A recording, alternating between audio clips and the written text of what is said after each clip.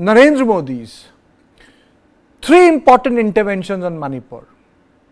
Prime Minister Narendra Modi spoke on Mizoram, Prime Minister Narendra Modi spoke on Manipur, Prime Minister Narendra Modi spoke on the larger rubric of Northeast. Prime Minister Narendra Modi charged the entire opposition for vitiating the atmosphere of Northeast.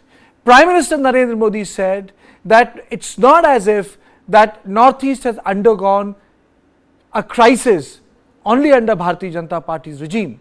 Prime Minister said that in 1966, the government of the Congress Party utilized the service of the Indian Air Force and bombed Aizawl, then Mizoram. Prime Minister made a charge that in Manipur there was a time when the Congress was in power that the doors of the temples had to be closed after 4 p.m. Prime Minister also referred to one of the speeches of Pandey Jawaharlal Nehru when China attacked, then what we used to call NIFA. With me on this, I am joined by my input editor Brijesh Pandey, and let me come to the point. How do you evaluate Prime Minister's speech? Well, I think, the Prime Minister has used this opportunity of no confidence motion to drive home the point about the disturbed legacy of Northeast, as far as independent India is concerned. He spoke at length about how, now the BJP is being pillarized by the Congress-led INDIA, group. They have tried to say that, this is not the first time that has happened. This has happened before. The situation was much worse before the BJP came to power. And however, since the BJP has come to power, the situation has improved a lot, and this is the first incident which has happened. He also stressed home the point that, how, as the graphic is saying, Northeast is his jigar ka tukda, and how, it is the Congress which has ignored the problem of Manipur. If you remember, Kartikeya, we discussed also about, how the Congress, the BJP had taken umbrage at what Ikram Aibobi used to say. Whenever he would criticize Congress, BJP, they would say that at least look at your own record as Chief Minister. So I think the Prime Minister has used this opportunity to drive home the point about what Northeast was. But he didn't get into the nitty-gritty. See, he didn't get into the nitty-gritty because, this was already done by Home Minister Amit Shah, and Home Minister Amit Shah is somebody who is directly talking to all the stakeholders. Yesterday he had a meeting with ITLF, and before that also he visited Manipur, spoke to and met all the concerned parties, and they are in talks with that. So I think that is the reason why Amit Shah gave a very detailed reply about, the nuts and bolts of how this conversation or the situation is to ameliorate the situation in Northeast is moving forward. So the Prime Minister did not go into it, but he ticked all the boxes as far as as we were expecting him to, as far as the NDA's work, BJP-led NDA's work is concerned, as far as Northeast is. Dr. Gupta, are you satisfied with the Prime Minister's response? Are you satisfied by the response of Amit Shah? Do you think that the problems of Manipur were discussed in detail in the House?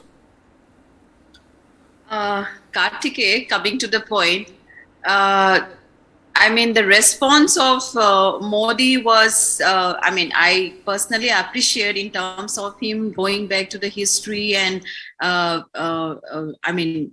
trying to educate or whatever which he is saying about Northeast. But that is where the importance of understanding the multi-ethnic, the multilingual, and the multi-religious region, which Northeastern is all about. And it becomes the more important for him to talk about why the violence has happened and why the central government is still not able to control the violence, and what should be the way forward, and what is the steps that central government is going to take to end the violence and to bring about a sustainable solution to this region, especially in Manipur, because if we see the northeastern part of India, as he rightly pointed out about Mizoram and Nagaland and other states. So every state has an ethnic community, and there are various intra and inter disparities when it comes to identity and when it comes to belongingness to the land. Everyone over there is very emotionally charged when it comes to, land and identity. So that is where, at the central, the policymakers needs to understand. And one of the point which he also talks about in terms of the Act East policy, where the various development initiative undertaken, the railway lines which has come to Manipur, and the kind of development which they have done in construction of the roads, and all these are very much welcome and appreciated. And also that is where, you know, I personally see that when you see that, you know, development is taking place, then suddenly the realization that, okay, who will be going to, you know, the beneficiary or the major beneficiaries, who is going to be neglected, who is going to be in the periphery. So all these things has kind of raised a collective consciousness in the people, either who is dominating the valley or dominating the hills. And then the majoritarian, as we have been discussing from day one, how this is all about the oppression and suppression of the majoritarian rules in the state, and how the head of the state, the chief minister, is not able to rise above all these biases, and that's how the violence is still continuing till this time. Geeta Rani ji, your opening comment on Prime Minister's statement. Are you satisfied with the way the government replied on the issue of Manipur? Then I get into the nitty-gritty, and then we'll talk about the ITLF thing. Then we'll talk about the conversation that ITLF had with Amit Shah. Geeta Rani ji.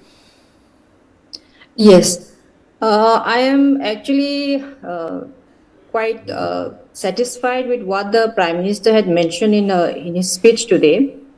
He has actually correctly pointed out that this is legacy issue. You know, like these are things which have been lingering on and ignored for quite some time. And it is true that this has been going on for years down the line since the time of Congress rule. So these issues need to be sorted out. It'll take time. But I could gather that his main emphasis is on bringing about peace in the state, which is very much appreciated. And he has endorsed, you know, like the views given by Honorable Home Minister yesterday in his speech. And he did not go to the nitty-gritty of the whole crisis because of that. He more or less endorsed what Honorable Home Minister has said. And I think the central government is in seize of the matter. They are in full knowledge of what's happening in the ground, and they are making genuine effort to bring about peace. So that's one part of it. You know, we have taken the initial comments, the opening comments on what the Prime Minister said. Prime Minister mentioned a lot of things in context of the larger rubric of nation. You know, he spoke about Congress, he spoke about the way opposition is divided. He said, you know, the no trust vote is actually about whether opposition can stay together or not. But let me take you to one other aspect of Northeast here, which is very, very important. PM has spoken, Amit Shah has spoken, but Amit Shah conducted a very high, a very important meet at the highest level, and which is about ITLF. He met the leaders of ITLF. And when Amit Shah met the leaders of ITLF, there were a number of demands which came. Now, demand was no Manipur commandos in the hill, separate administration. You know, these were the demand. Dead bodies to be brought back from Imphal. Another demand was helicopter services to Valley. Additional officers for judicial inquiry.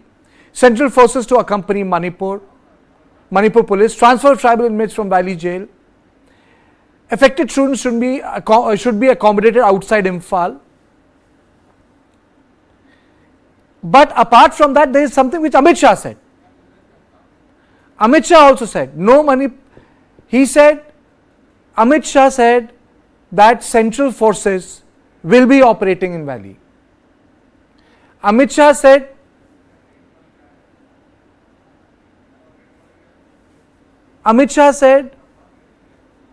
the most important part being that the burial site should be shifted. Dr. Guite, Amit Shah has said the burial site should be shifted. Yes, I mean, yesterday, I mean, I have follow up the interview of the ITLF leader on this issue. यार, Yes. So, since the site of the burial is on conflict site, and it's contested. So that's how he was mentioning that it should be, one should think about shifting it. And also when it comes to... It should be shifted.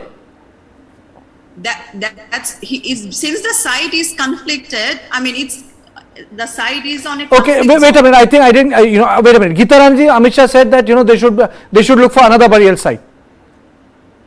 Yes, Kartikeya, that's what he said. It's as far as the press conflict zone. release, Yes. release, we could make out that the ITLF leaders were advised to look for an alternate site. And I believe the ITLF leaders asked that they will get back after consulting their leaders back at home. And also regarding the political demands, ITLF leader also expressed that the SOO, the Sioux militant group, are the correct party for negotiating on the political demands. And the Honorable Home Minister had urged that the Kuki community should maintain peace before political discussion could take place. And I believe he also promised that security will be increased and aid will be provided to transfer students to various universities and colleges. And helicopter services to Chochanpur and Aizol, this will be, and to other hill district, I believe this will be provided. And lastly, center is in the process of identifying the dead bodies so that they can be, given back to the family or whoever is claiming them for proper burial service. These, I believe, are the takeaways as per the press release. And when Mr. Ginza Waljong, he was giving interview to The Wire, it seems he was saying something about, the 3rd May event, that there was an agreement to be signed on that day between the government and the Sioux militants. But because of the event, the violence which erupted, it was cancelled. It could not be signed. And he mentioned that it was a divine intervention. And, he took it in a good sense that the violence erupted and the signing of the agreement was cancelled. And now he also mentioned that because of this crisis and the violence which is happening, the ITLF and the Kuki communities have now upgraded their demand. Now they don't want separate administration anymore. And what they're looking for is now a separate union territory or a separate state. So this is his statement in The Wire. Okay. And also, he mentioned that regarding NRC, Nagas and the Meiteis are actually demanding NRC, but he categorically mentioned that the Kuki communities do not want NRC. Okay. This is one. Okay. So let me play out his bite. Let me play out the bite. Let's play out the bite. So the first point is to legalize the industry departmental land at the government sericulture farm, which we have chosen for our burial site, which is the government land. So the decision which was taken was that the government will examine the land record, and a decision regarding use of this land for a common public purpose will be taken in consultation with ITLF in due course. Till such time, this land will not be used for any other purpose. And the second point is burial to take place in the government sericulture farm at S. Bozang village. The HM requested us not to insist on doing the burial because according to him, it falls under the conflict zone. So he advised us if we could, look for another alternative location so that, the burial should not be done in a conflict zone, so that in the future, if the conflict continues and if there is a disturbance in the, burial, it might not be good for everyone. So he has requested us to look for another location. In response to that, we tell him that since the decision for selecting that particular site was taken by the people in our public consultation, we have to get back to our people, talk to our people, and after consultation with our people, we will get back to him. Is our response. The third point is the Meitei commandos should not be allowed to operate in the hill areas. So with that, the response that we received is that the Manipur Police Commando will not operate in hill areas independently under normal circumstances. They should be accompanied by the central forces during their operations. And the government of India will induct more central forces to strengthen the buffer zone so as to restore peace and normalcy in the coming days. So the fourth point is regarding our political demand. We asked him to speed up the political demand, which is separation from total separation from Manipur. Regarding that, the Union Home Minister requested us to restore peace, so that the atmosphere will be conducive for any kind of political talks. So he requested us to refrain from any violence, so that a political talk can be talked out.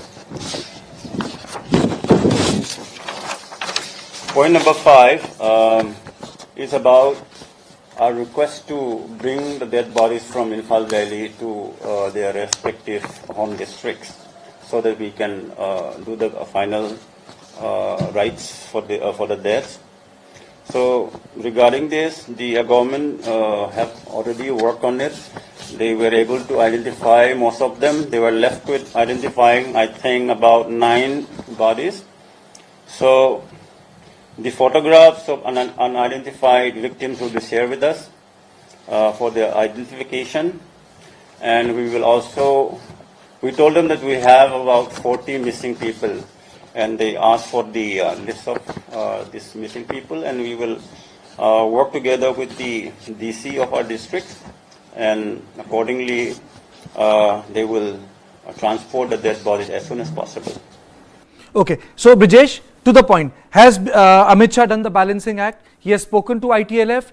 He has said Biren Singh ko abhi hatayenge nahi, he is listening to me, but he has given assurance to ITLF. He has said yes, paramilitary will be there. He has looked into the demands. He has taken into consideration couple of the demands, and then these gentlemen also met the IB chief for 2 hours.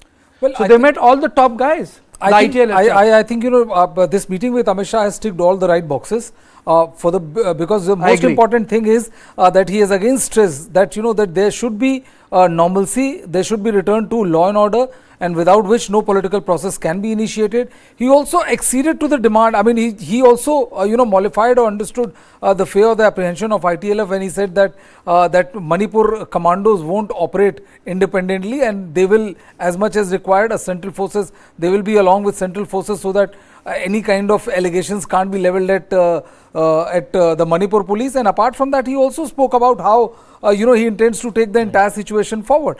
So I think it's a very, very important and very conducive conversation between Home Minister Amit Shah, ITLF, and also the meeting between the Director IB and the ITLF chief.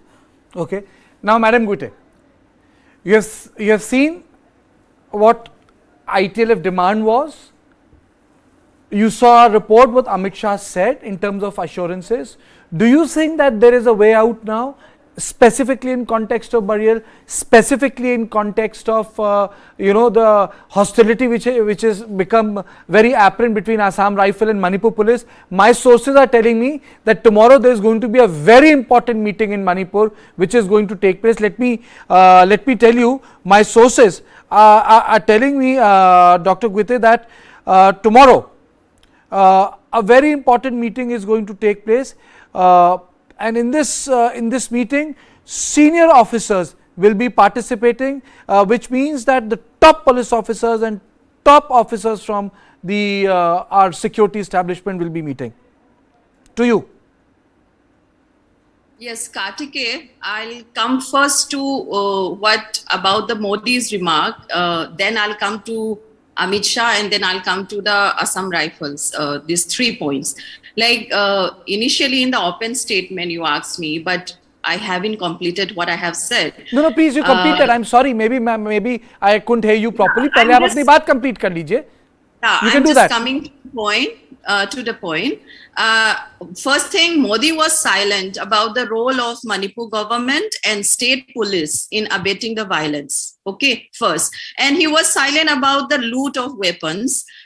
He was silent about the social pressures on security forces, which security forces were not allowed to do their work. And there is a direct allegations on army and Assam Rifles. See, all these are connected to what you are saying. And he was totally silent on all these points. And these are the points which is not, these are the reasons why the violence are still continuing. And Amit Shah's words with the ITLF and the ITLF press conference or press reportings are very comforting. But it's been again and again, I'm saying, it's been 3 months now, and there is no action and no control of violence which is happening. There are 7,000 plus FIRs which are registered in Manipur, and no action is taken against the fake news peddlers because of whom the entire, fiasco is happening. And thirdly, cookies are not refugees or infiltrators, and they have been staying on this land for several thousands of years, and this should be respected. And regarding the NRC, nobody is denying on that NRC thing. And such, this kind of issues should come out with clarity on that.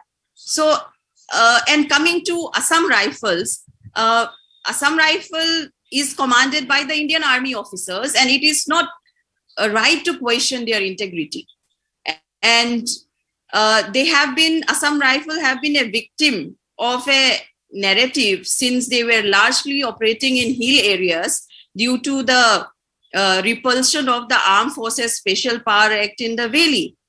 And in the past also, you see how during the Manorama case in 2002, Assam Rifles was targeted. And on the other hand, you have the Manipur police, which is working under social pressures because the Meitei society is very strong there. Especially today, I wanted to focus on ITLF, but the fact of the matter is, you can't file an FIR against another security forces. That's an incorrect thing to do. Yes, Dr. Quitte? Yes, Kartikeya, I'm saying all these issues are connected. We cannot see anything in isolation. Okay. Geeta Rani ji, do you think that they are so connected that FIR has to be filed? Why should FIR be filed? I mean to say, why can't two senior officers talk to each other over the phone? Absolutely. I mean to say, we are talking about IPS officers, we are talking about promoting IPS officers, we are talking about senior officers in the military establishment. I don't think they need to go to the police station. That's not required. See, I will not comment on the judgment of the police officers or commandos who have filed these FIRs. On the ground, what actually happened, and they felt the need to file an FIR, it's just a complaint report. Investigation is yet to be done, and if nothing is found, it will not be taken up. A case will not be filed. So, filing an FIR in itself doesn't mean that Assam Rifle has been vindicted. Investigation has to be done before a case will be registered. So I don't think filing an FIR is such a big thing as it has been interpreted. The police commandos, when they found that their way has been blocked by the Assam Rifles, and the situation in which they wanted to go after the go and arrest the Kuki militants, they were blocked. They felt justified, maybe. So I can't say on the judgment. Conversation is not about Assam Rifle, or this conversation today is not about Manipur Police. It's about the meeting which has taken place, the evaluation of the meeting, the fact that the Home Minister Amit Shah has chosen to speak to the leaders of the ITLF. That is important, Geeta Rani ji. It's very important. Actually, the political leaders should talk to both the parties. Initiation of negotiation has to be started, and it is very good that it has started by the Honorable Home Minister. And the emphasis from day one should have been on bringing about peace after that 3rd May event, and the repercussions following that. that the fact that it has been allowed to, linger on for 3 months, many lives lost, it's unfortunate. But even now also, it's not too late.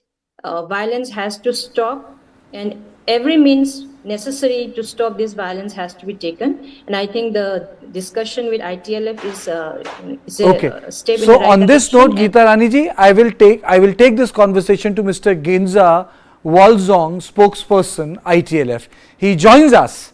He joins you, Dr. Gite, he joins you, Brijesh, he joins us over the phone line. Am I audible to you, sir? Yes. A very warm welcome to you. So can you please tell me what sort of conversation you had with Amit Shah ji? Who was there? How many people from your side were there? Right, from the ITLF, we are 4 of us. Me, myself, the secretary of ITLF, and 2 other executive members from ITLF. And from the government side, the Union Home Minister was there, the Home Minister's secretary, the director of IB, the joint director of IB, and the interlocutor, AK Mishra. Okay, so what was the conversation about, sir? Can you just take us through, at least tell us how was it like, what were the issues you took up, what was the assurance you got from the man who runs the security of the country? Right, the main agenda was around the burial of our martyrs back in our home. So on August 3rd, the plan was to go ahead and bury our 35 martyrs. However, with the request of the Union Home Minister, the burial was deferred because he assured us that he will legalize the burial site and he will let us bury the dead later on. So he called us in New Delhi to discuss about the same, and this time he was suggesting that since the burial location was falls under the conflict zone, he feared that if we go ahead and bury our dead, the violence will get escalated, and there will be many bloodshed. Also, on top of that, the dead will not, the soul of the dead will not rest in peace. So he advised us to choose another location. So what we told him was that since that particular location was chosen by our people, we have to get back to our people, discuss with them, and we will get back to him. And what about the assurance in context of the CRPA, Central Paramilitary Forces, Central Forces in the Hill? Was that matter taken up?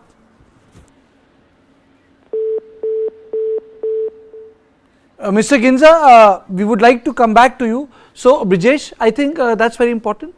Well, yes, it's very important, and I think any conversation which proceeds to any sort of reconciliation or even improving the situation a bit better than it was yesterday is most welcome, given the deep divide and distrust we have been witnessing for such a long time now. I think this burial site was a very hot topic. It was a ticking time bomb, and it's good to see that some sort of agreement has been made on the issue, though ITLF and schools are open today in Manipur?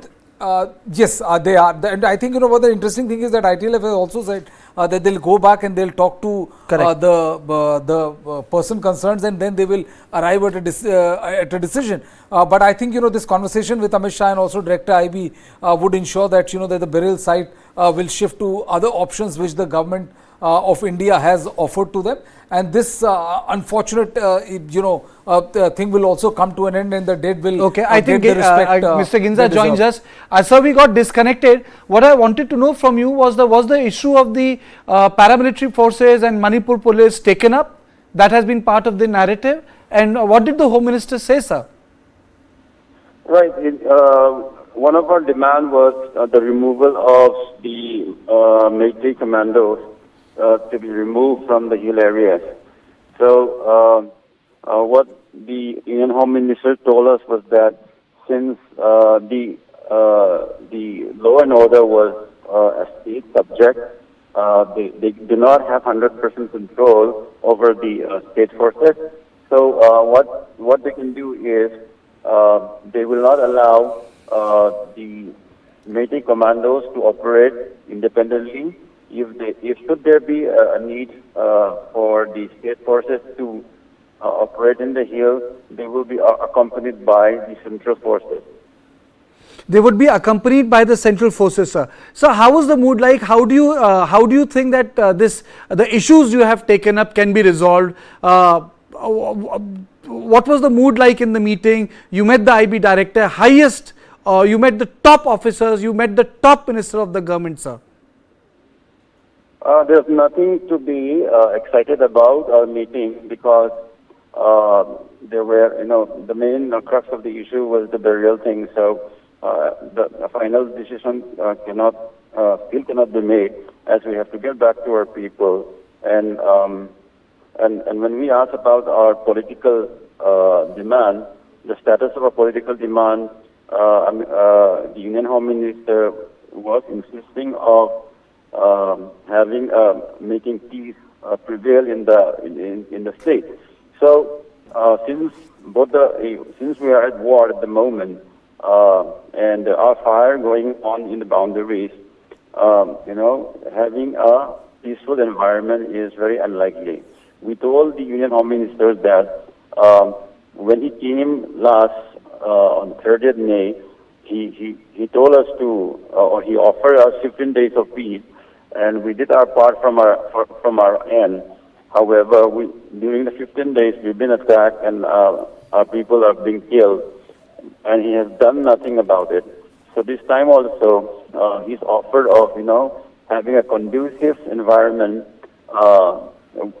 From our part, we find it very difficult to believe. However, he assured us that he will strengthen the armed forces along the buffer zone, and that he will ensure that there are no provocations from both sides. So, will there be another meeting of the ITLF leaders with the union ministry officers? Is there a second meeting? And what will you do when you go back to Manipur? Our stage will talk to our people, will make them understand the situation and the request from the Union Home Minister. And whatever the people decide, we will go for it, because ITLF go along with the people. It's a people movement. And let me ask you one thing, sir. Is it possible for ITF leaders to have a conversation, talk with the Kokumi leaders? Ultimately civil society groups have playing a very important role.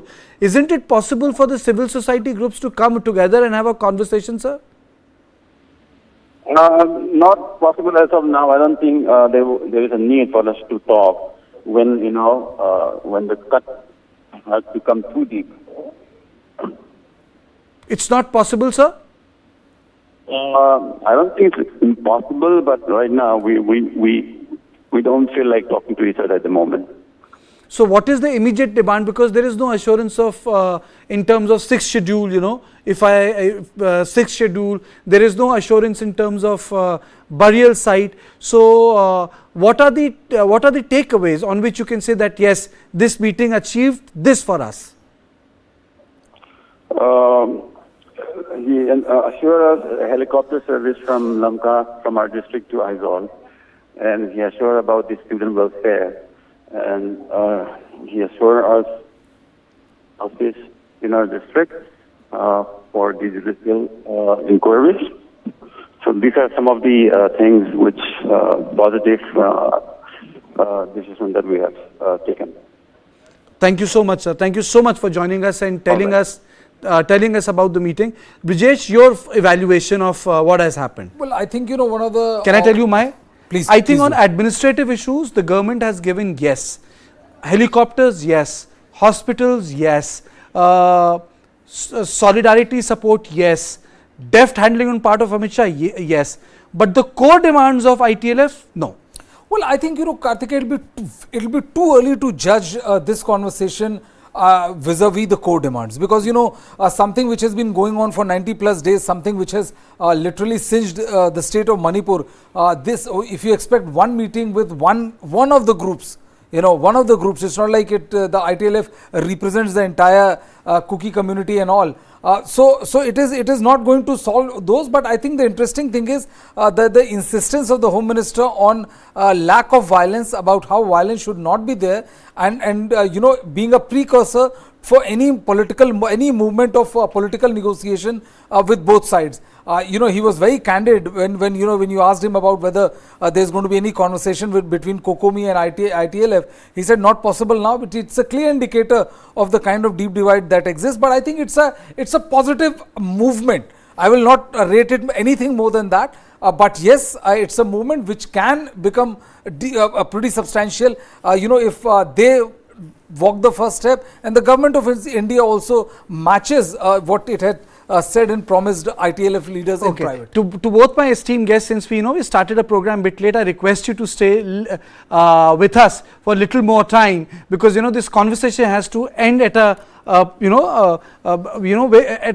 has to conclude. I don't want to leave it on air, and a lot of people have joined us, because we were late, so our viewers came slightly late, but I am not going to disappoint them. So your first thought after listening to the spokesperson of ITLF, point blank, we got him on our studio, he spoke to us, he told us what he felt. My assessment, administrative issues, I think he got green signal. Core issues, I think he didn't get green signal. Dr. Kvite. Yes, the core issue is where where it's the main I would say contention is between the Meitei and the Zaukuki community. So there is a atmosphere of constant fear among the hill tribes, as more than 35,000 sophisticated weapons are still at large, and they are in the hands of the valley-based groups. So if you look at all this, the core issues in terms of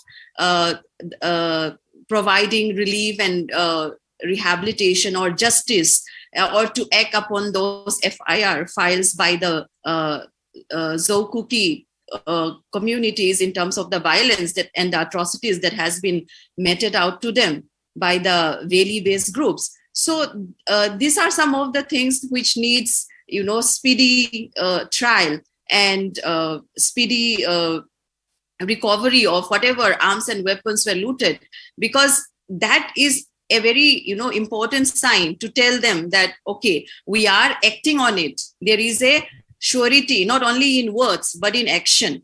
So, and also I would say that whenever we go for debate and all, these issues are often get suppressed. And these are a very important issue, because the violence, the gunshots are still continuing at those buffer zones. So those core issues the government has to address, the government has to recover those weapons first. So the solution in terms of, like as you rightly pointed out, has to be, you have to create a, unified command over what the cookies or communities demand in terms of bringing about that or legalizing a political separate administration. Because at the ground level, you see that there is a total deep-seated divide, as Ginza rightly pointed out. It's not possible to talk even between the civil society organization. So I feel that one has to, it may be a long-term solution. There can be two things. I would rather put it this way, like the short term can be peace, safety of the tribals, compensation, relief, and burial. And then the long term can be in terms of separate administration or development of the hill areas. So when we talk about development packages under the Act East policy also, so where does these development packages reach the hill people, reach the hill tribal people? So these are the larger questions where the government needs to act, I would say, in consultation with both the civil society organizations.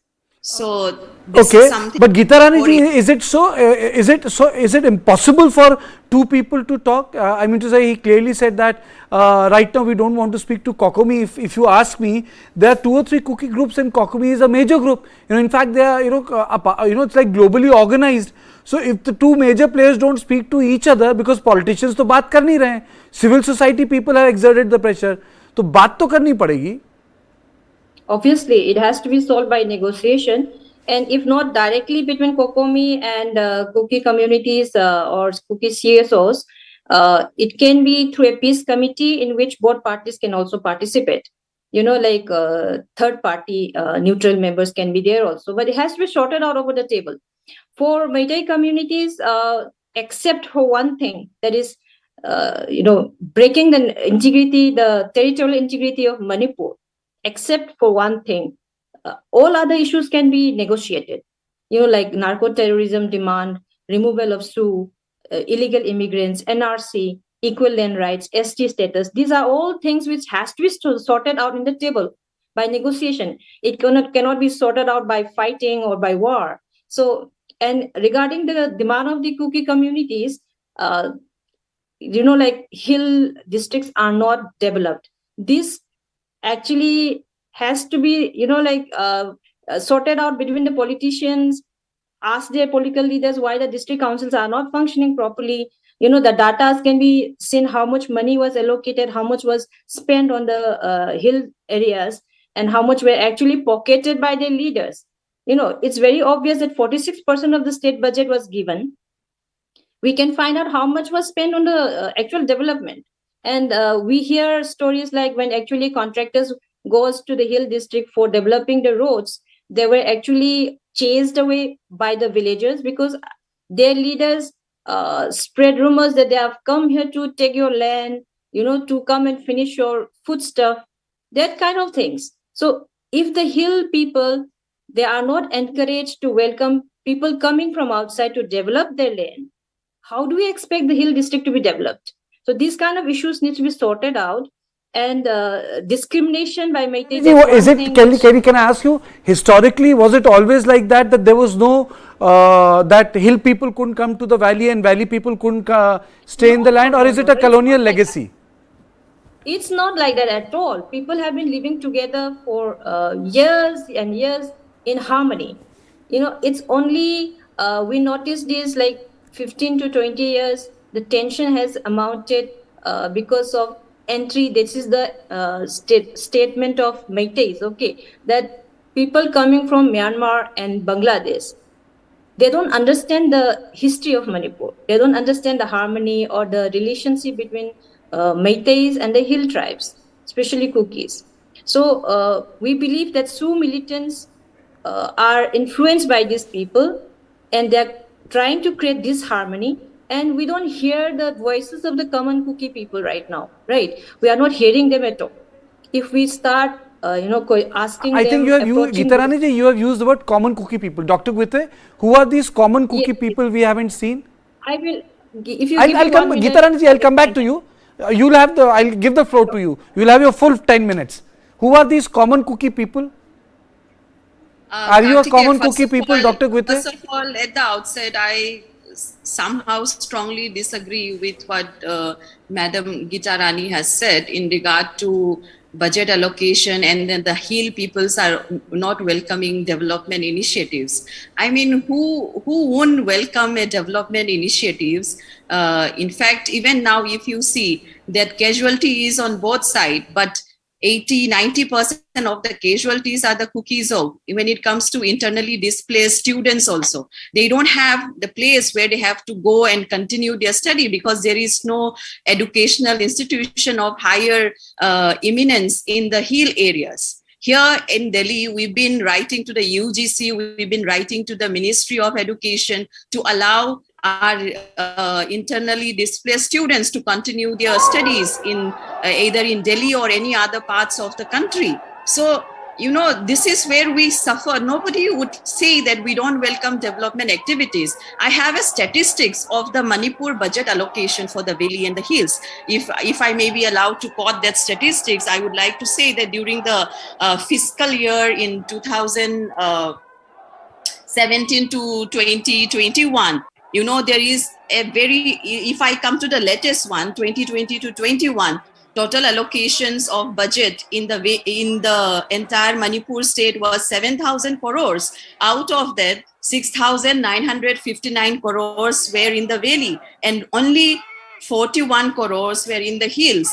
So statistics and development parameters clearly state that there has been a continued or discrimination of allocation of budget and infrastructure in the hill areas. So and also there is a narratives or a speculations which says that because of the minerals and the kind of wealth in terms of natural resources lying in the hilly areas, this is also one reason where analysts and researchers are pointing towards one of the major cause of this violence as well. So, but things are still, unfolding and it's spiraling. But what is the real reason? Is it a political interest? Is it a land issue, or is it about the drug cartel? So many things, so many messing up, and things are getting marketed, things are politicized, the innocents are suffering. So, when we try to point out that these are the reasons, it will be very much appreciated if we can back up what we say with evidence and with statistics, and also the reason why this violence is still continuing for the past 100 days. So this is why, what I would like to comment on what Geeta Rani ma'am has said. Yeah. Okay, Geeta Rani ji, to you. Yes, actually, allocation of budget from the data which I had, it's like 46% of state budget has been allocated to hill districts. So I don't know, I don't have the data which Professor Gaite has in her head right now. But all these issues that money has not been allocated to the hill district, or development has not been made, university has not been made, all these can be sorted out over the table by discussion. We have assembly for that. And all this, using these issues to actually demand for cutting Manipur into two, asking for separate administration or separate state or union territory, I don't think that's a reasonable demand. So if the Kuki community steps back, all the other issues which the Meiteis are demanding can be sorted out by discussion, negotiation, and actually can be worked out by political solution. And regarding that comment about common Kuki people, which I mentioned, by that I mean because the Kuki communities have been living since hundreds and hundreds of years. I think the eldest record was 1886. So Okay. those people who have been staying in Manipur since that time, they understand Manipur. They have become native of the land. So those people, they speak Manipuri, they love Manipur. Those are the ones which I said common people. I'm sure if you question them, if you take interviews of those people, Okay. they will be asking for. In 1993, Kuki Naga clashes, Meiteis helped the Kukis. Okay. So, history is there, the closeness of relations. Meitei has actually been neutral, helping the community without thinking, without being partial. Those in need was helped by Meiteis. You know the reason why today, Geeta Rani ji, the reason why I chose a different subject was years ago I had the opportunity when Vajpayee ji was the Prime Minister to cover the talks which was held by the Home Ministry and the NSCM leaders came. I was then reporter, and I covered them, and it taught me one thing, that the solutions to the biggest issues only take place if people continue to meet each other 5 times, 6 times, 10 times, 20 times, 25 times. The process is sacred. That is the most important part. But before I come back to it, because the conversation in itself is the pathway, it's the highway. It cannot be the end, but it creates new possibility, it creates new options. You would understand what I'm trying to say. Let us listen to the 2-minute bite of the Prime Minister, then I come back to both of you. Bharat तेरे टुकड़े हो गए, उनको बढ़ावा दे रहे हैं। ये उन लोगों की मदद कर रहे हैं जो ये कहते हैं कि सिलीगुड़ी के पास जो छोटा सा नॉर्थ ईस्ट को जोड़ने वाला कॉरिडोर है उसको काट दें तो बिल्कुल नॉर्थ ईस्ट अलग हो जाएगा। ये सपना देखने वालों का जो लोग समर्थन करते हैं। आदरणीय अध्यक्ष जी, मैं जरा इनको जहां भी हो जरा मेरा सवाल अगल बगल में बैठे हुए को जवाब दें। ये जो बाहर गए ना उनको जरा पूछें ये कच्छ तीवू क्या है। कोई पूछे इनको कच्छ तीवू क्या है। इतनी बड़ी बातें करते हैं ना, आज मैं बताना चाहता हूं ये कच्छ तीवू क्या है और ये कच्छ तीवू कहां आया, जरा उनको पूछ लीजिए। इतनी बड़ी बातें लिख करके देश को गुमराह करने का प्रयास कर रहे हैं। और ये डीएमके वाले, उनकी सरकार, उनके मुख्यमंत्री मुझे चिट्ठी लिखते हैं, अभी भी लिखते हैं और कहते हैं मोदी जी कच्छ तीवू वापस ले आइए। एक कच्छ तीवू है क्या, किसने किया? तमिलनाडु से आगे श्रीलंका के पहले एक टापू किसने किसी दूसरे देश को दे दिया था? कब दिया था? कहां गई थी? क्या ये भारत माता नहीं थी वहां? क्या वो मां भारती का अंग नहीं था? और इसको भी आपने तोड़ा। और कौन था उस समय? श्रीमती इंदिरा गांधी के नेतृत्व में हुआ था।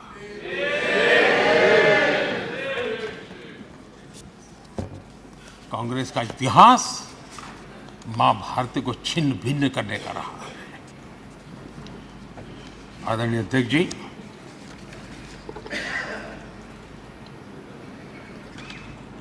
और कांग्रेस का मां भारती के प्रति प्रेम क्या रहा है, भारत के वासियों के प्रति प्रेम क्या रहा है, एक सच्चाई बड़े दुख के साथ मैं इस सदन के सामने रखना चाहता हूं। ये पीड़ा वो नहीं समझ पाएंगे। मैं नॉर्थ ईस्ट के चप्पे चप्पे पर घुमा हुआ व्यक्ति हूं और राजनीति में कुछ नहीं था तब भी अपने पैर वहां घिसता था। मेरा एक इमोशनल अटैचमेंट है उस क्षेत्र के प्रति, इनको अंदाज नहीं है।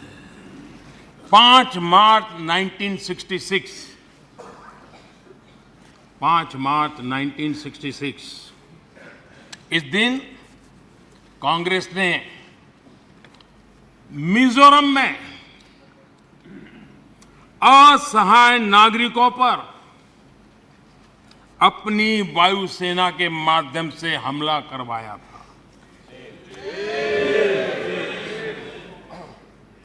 और बड़ा गंभीर विवाद हुआ था। कांग्रेस वाले जवाब दे, क्या वो किसी दूसरे देश की वायुसेना थी क्या? क्या मिजोरम के लोग मेरे देश के नागरिक नहीं थे क्या? क्या उनकी सुरक्षा ये भारत सरकार की जिम्मेवारी थी कि नहीं थी? So Dr. Guter, you heard, Prime Minister saying कि मेरा जिगर का टुकड़ा है और चप्पे चप्पे पे हम घूमे हैं. So today one thing is very clear, because I don't think the parliament is going to be functioning for the last day tomorrow. After that there will be no political pressure on the government, and I think the negotiations are going to take place far more rapidly, because in parliament you are under public gaze. Negotiations don't take place. So the things are going to be really different from Saturday onwards. The real things will happen, because parliament creates a posturing, and no one wants to give the message that they are weak on posturing. So coming back to the nitty-gritty of Manipur, how come the conversation cannot take place between ITLF, the Kuki groups and the Kokumi? Today, on the Assam rifle, there's a Kuki group memorandum which has gone, saying that it should not be removed. When ultimately the civil society activists and organizations are calling the shots, they should be meeting people. Kartikeya, you are asking me? Yes, Dr. Guter. Sorry. Yeah. So, I mean, it's not about that the civil society cannot sit together. I mean, I was a little diverted by the Prime Minister speech on Mizoram and 1966 and all. So anyways, coming back to the point, what we have been discussing of the nitty-gritty in terms of the violence and the development parameters, where we talk about the hills and the valley budget allocation. There is also one thing that we need to understand, that the representation in the assembly, like where you have the Métis community, which has around 67% representation there, and you just have around 33% of the hill population. So who makes the rule in the entire development process and allocations of budgets and all? So this is one thing where we need to understand the population composition, or maybe we have to see the deal or do some delimitations of the representations in the assembly. This is one. And then when we come to the civil society organizations representing the interests of both the communities, that can definitely be done. It can be talked out in the table and be discussed. But here the point is the kind of violence that was suddenly meted out to the Kukizou people in the valley. It was like a tornado. अगर आप सच हो तो इतना तमाशा करने की क्या जरूरत था? If you are saying that your history is right, if you are saying that your archival documentation is right, then why is such a magnitude of violence and atrocities, or death to a very brutal one?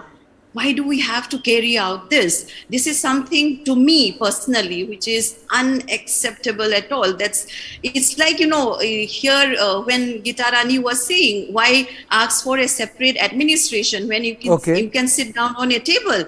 I would say, like, lockdown induced by the pandemic when we went through that. So I would say this is a separate administration induced by the state-sponsored violence on the Kukizou community. We were forced to ask for that. I mean, who won't want to live peacefully? We have been coexisting. I think I should allow Gita Rani ji to respond to this. I think you have made the point. Gita Rani ji. Yes, I think we are coming back to the same old thing about the violence. By now, it is clear that the violence started from 3rd May after the Atsum rally. And I think from the videos itself, when the cookies, harmed the Métis villages. No, I agree with you, Gita Rani ji. We have come to the same point. The reason why I took up the ITLF story was, when Amit Shah can have a word with the ITLF can, at least civil society members can speak to each other. That was the reason why I took the story. When everyone can meet everyone in Delhi, why can't people in Imphal meet each other, or outside Imphal meet each other? That was the purpose, Gita Rani ji. Yeah, I realize that. But actually, who started the violence and who retaliated, these are, I think better left to the investigative bodies to decide, because we have enough, one side says something, another side says something, correct, right? So, regarding the issues to be talked about, I think it's for the entire Manipuri people, to be safe and secured. We should ensure that there is no illegal immigrants. This can be talked about. I think it's for the benefit of the Kuki communities, also for the citizens of Manipur, that outsiders should not come and take away their land, use their land for poppy plantation. Okay. If they are sure that they are native of this land, they should support this movement, right? NRC, identification of illegal immigrants. I think. Yes, tell me. I only have to say one thing. When I was talking to Brijesh and talking about what nuance we should pick up, because I didn't want to get into that Manipur police and Assam rifle thing anymore. I said, when ITLF can come, they can meet the IB chief, they can meet Amit Shah, long meeting they can have. Why can't similar talks take place in Imphal? Why should talks take place outside? And then the Prime Minister spoke in detail about, he actually was referring to Indira Gandhi's decision to send IF fighters to Aizawl. I could understand, that's history, 1960s. But the point is, when you can have this conversation in Delhi, Why can't you have the conversation in Imphal? But the whole issue is, which I was going through the pages of the release of the ITLF, and after speaking to them, no one wants to come to the other side, you know. Bodies idhar bhijwa dijiye, baatcheet idhar hogi. It's like the divide is complete. Buffer zone has become an internal boundary, become a de which facto as an boundary. Indian I find it very worrisome, because you know that buffer zone should be tactical in nature, you know, for some time. It can't become like a long permanent structure. It can't be a wall of China. Of course. It can't be the wall of China, you know.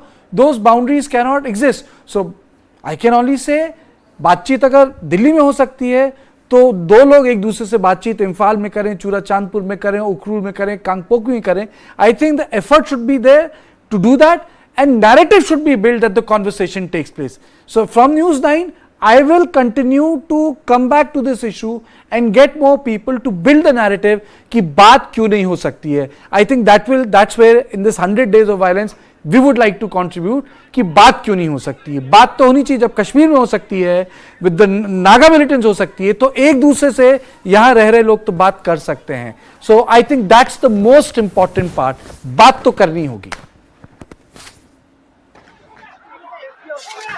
My India, My Life Goals campaign, a joint initiative by TV9 Network and Union Ministry of Culture, has been mainstreaming lifestyle for environment, that is life, an idea floated by our Honorable Prime Minister Shri Narendra Modi. Launched on World Environment Day on June 5th, the initiative since then has reached out to over 100 million people, calling upon them to protect and preserve natural environment, one of the 11 fundamental duties enshrined in the Constitution. The campaign, under the aegis of Azadi Ka Amrit Mahotsav, has featured 9 green warriors who, through their inspirational work, have encouraged people to follow life goals. Over 20 influencers from various walks of life too have pitched in with inspiring messages. The campaign has also brought thought leaders together in 6 virtual webinars across a range of environment-related issues. Each of these 6 live digital Biotech sessions have consistently attracted around 1,000 concurrent viewers.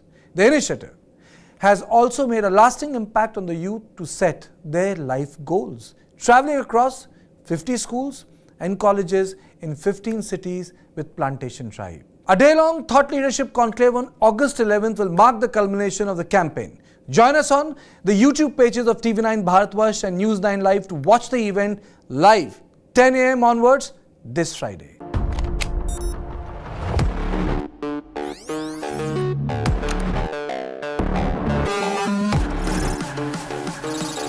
ChatGPT.